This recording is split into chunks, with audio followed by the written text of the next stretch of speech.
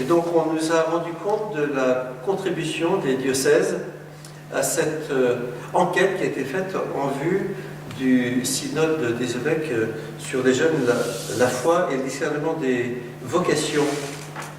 On a noté les désirs actuels des jeunes qui sont peut-être, c'est un signe des temps, hein, avec l'absence de Dieu dans notre société, il y a un désir d'intériorité.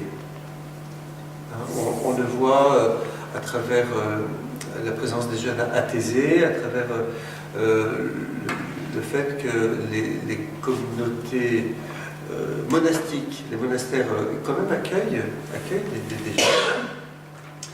Un désir évidemment d'action aussi, un désir de responsabilité.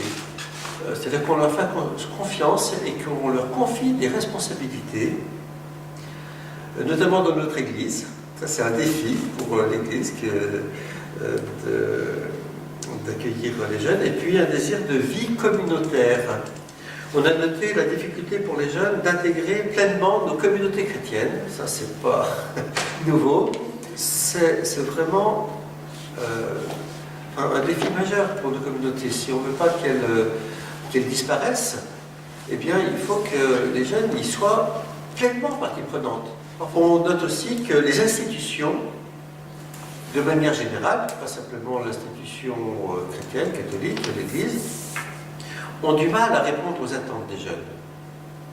Hein?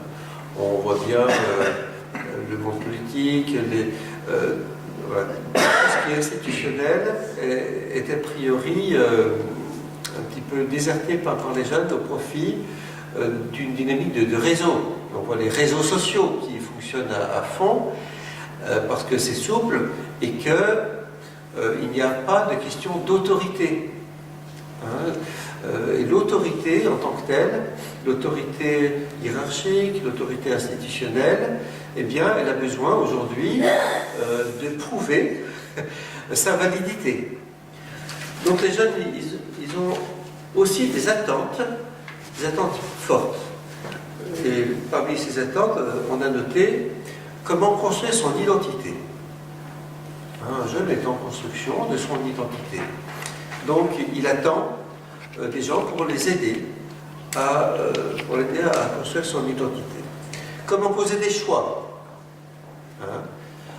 On voit les difficultés de s'engager, hein, que ce soit dans tout état de vie, et notamment dans le mariage, et comment donc poser des choix, comment discerner, et comment est-ce qu'on peut être aidé à tenir le choix qu'on a décidé.